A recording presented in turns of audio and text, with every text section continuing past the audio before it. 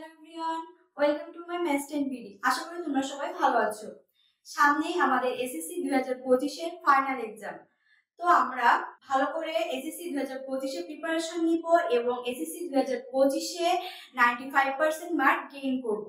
যারা এসএসসি 2025 এ কমার্সের স্টুডেন্ট আছো তাদের অ্যাকাউন্টিং একটা মোস্ট ইম্পর্টেন্ট একটা সাবজেক্ট। এই ইম্পর্টেন্ট একটা সাবজেক্টে কিভাবে 95% মার্ক পাবে তার জন্য আমি একটা সুন্দর ফাইনাল সাজেশন তৈরি করেছি, যে সাজেশনটি ফলো করলে তোমরা এসএসসি 2025 এ 95% মার্ক গেইন করতে পারবে। আমি জানি তোমরা জানো অ্যাকাউন্টিং এ কয়েকটি অধ্যায় আছে। অ্যাকাউন্টিং এ মোট 12টি অধ্যায় আছে। এই 12টি অধ্যায় থেকে দুই একটি অধ্যায় বাদে প্রত্যেকটা অধ্যায় থেকে আমাদের কোশ্চেন থাকবে এবং জাস্ট 5টি অধ্যায় কমপ্লিট করে আমরা এসএসসি 2025 এ 95% মার্ক গেইন করব। তো আগে আমরা দেখি যে কোন কোন অধ্যায়গুলো থেকে আমাদের কোশ্চেন থাকবে, কোন কোন অধ্যায়গুলো আমরা ফাইনালি অ্যানসার করব। তো আমাদের ফার্স্টে যে অধ্যায়টি আছে হিসাব বিজ্ঞান স্বীকৃতি, এই অধ্যায়টা থেকে আমাদের কোনো প্রশ্ন আসে না। যদি আসে সেটা আসে এমসিকিউতে এবং সিকিউতে কোনো প্রশ্ন আসে না। তো এই অধ্যায়টা আমাদের বাদ যাবে। এরপর আছে আমাদের দ্বিতীয় অধ্যায়, সেটি হচ্ছে লেনদেন। এই লেনদেন অধ্যায় থেকে আমাদের অনেক সময় দেখা যায় কোশ্চেন থাকতে পারে বা একটা কোশ্চেন তোমার এখান থেকে দিল। তৃতীয় অধ্যায় আছে দুতরফা দাখিলা, এই অধ্যায় থেকে আমাদের অবশ্যই কোশ্চেন থাকবে। এরপর আছে চতুর্থ অধ্যায় মুনাফা এবং মূলধন জাতীয় লেনদেন, এই অধ্যায় থেকেও আমাদের কোশ্চেন থাকবে। এরপর আছে পঞ্চম অধ্যায় হিসাব, এইটা কিন্তু একটা মোস্ট ইম্পর্টেন্ট একটা অধ্যায়, এই অধ্যায় থেকেও আমাদের কোশ্চেন থাকে। এরপর ষষ্ঠ অধ্যায় জাবেদা, এইটা তো মোস্ট ইম্পর্টেন্ট একটা অধ্যায়, কারণ আমরা সবাই জানি যে অ্যাকাউন্টিং এ জাবেদা ছাড়া কোনো অঙ্ক করা পসিবল না। জাবেদা মানেই হচ্ছে অ্যাকাউন্টিং। তো এই জাবেদা থাকবে না এটা কোনো কথা হয়? আমাদের সিকিউ কোশ্চেনে অবশ্যই জাবেদা থেকে প্রশ্ন থাকবে। এরপর আছে সপ্তম অধ্যায় খতিয়ান, এটা থেকেও একটা অধ্যায় থাকবে এবং অষ্টম অধ্যায় আছে নবদান বই, এটা থেকে একটা প্রশ্ন থাকবে। নবম অধ্যায় আছে রেওয়া মিল, এটা থেকেও একটা প্রশ্ন থাকবে এবং দশম অধ্যায় আছে আর্থিক বিবরণী, এই অধ্যায়টা থেকে আমাদের দুইটা প্রশ্ন থাকবে এবং দুইটারই আমাদের অ্যানসার করতে হবে। এই অধ্যায় থেকে আমাদের দুইটা প্রশ্ন থাকবে এবং দুইটারই অ্যানসার করতে হবে। এরপর আছে আমাদের 11তম অধ্যায়, সেটা হচ্ছে পণ্যের ক্রয় মূল্য, উৎপাদন ব্যয়, বিক্রয় মূল্য। এই অধ্যায় থেকে অনেক সময় কোশ্চেন থাকে এবং অনেক সময় থাকে না, তারপর এখান থেকে থাকে আবার অনেক সময় থাকে না।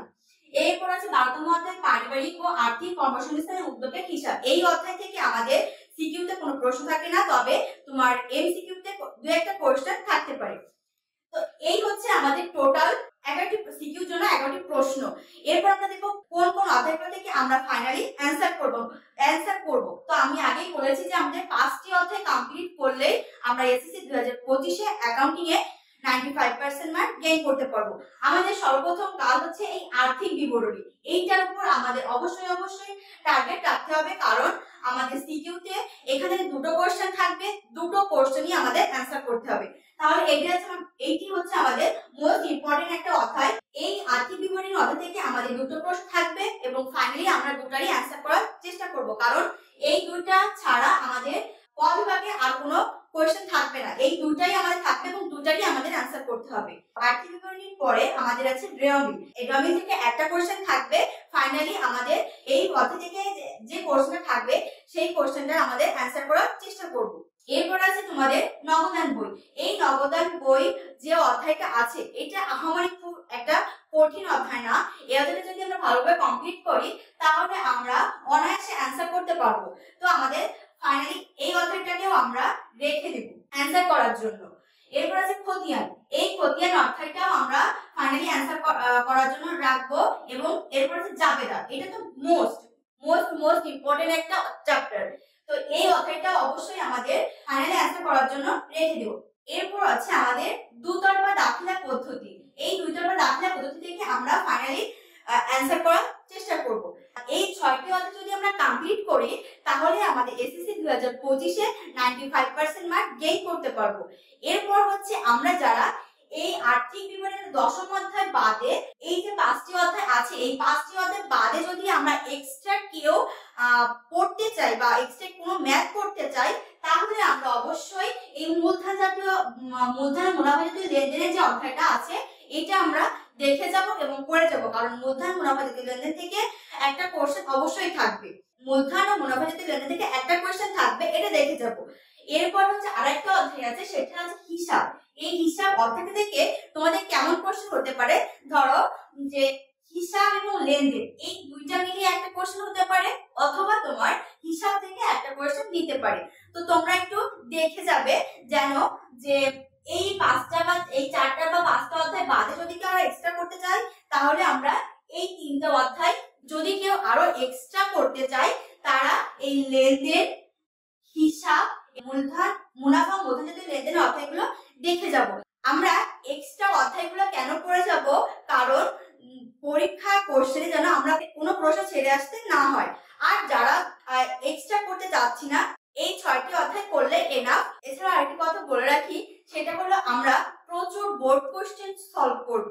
এখন অনেকে বলতে পারি যে ম্যাম কোন বোর্ড কোশ্চেন গুলো আমরা সলভ করব, কোন বোর্ড কোশ্চেন গুলো আমরা সলভ করব। তোমাদের জন্য বোর্ড কোশ্চেন হলো 2016, 2022 এবং 2023। এই তিনটি বোর্ড কোশ্চেন ভালোভাবে প্র্যাকটিস করবে যারা এক্সট্রা করতে চাচ্ছি না তাদের জন্য। আর যারা এক্সট্রা করতে চাচ্ছি তাদের বলবো তোমরা সব বোর্ড কোশ্চেন দেখে যাও, 2016 থেকে 2024 পর্যন্ত সব বোর্ড কোশ্চেনের প্রশ্নগুলো সলভ করো। এরপর আসি এমসিকিউ। এমসিকিউর জন্য আমাদের প্রথম কাজ হচ্ছে ভালোভাবে রিডিংটা কমপ্লিট করব। অ্যাকাউন্টিং এ আহামরি কোনো রিডিং নাই, কারণ আমাদের শুধু এই হিসাব বিজ্ঞান স্বীকৃতি এবং পারিবারিক ও আর্থিক কর্মসংস্থানের উদ্যোগের হিসাব, এই দুটি অধ্যায়ে একটু রিডিং আছে এবং শুধু আছে ম্যাথ। আমরা ম্যাথগুলো ভাবে প্র্যাকটিস করব এবং বিভিন্ন টেস্ট পেপার সলিউশন এগুলো ফলো করব। এবং অ্যাকাউন্টিং এর সবচেয়ে মোস্ট ইম্পর্টেন্ট হচ্ছে জাবেদা। এই জাবেদা যদি আমরা পারি তাহলে আমরা সিকিউ প্রশ্ন যেভাবে অনায়াসে অ্যান্সার করতে পারবো, এমসিকিউ তে আমরা ভালোভাবে অ্যান্সার করতে পারবো। তো এই হচ্ছে আমার এসএসসি 2025 অ্যাকাউন্টিং এর ফাইনাল সাজেশন। তোমরা ভালোভাবে বাসায় প্র্যাকটিস করো এবং এসএসসি 2025 এ 95% মার্ক গেইন করো এবং এ প্লাস নিশ্চিত করো। তো তোমরা সবাই ম্যাথস টাইমটি চ্যানেলকে সাবস্ক্রাইব করে ম্যাথস টাইমটি চ্যানেলের সাথে থাকবে এবং এই ধরনের সুন্দর সুন্দর ক্লাস সাজেশন এনজয় করতে থাকো। Thanks for everyone.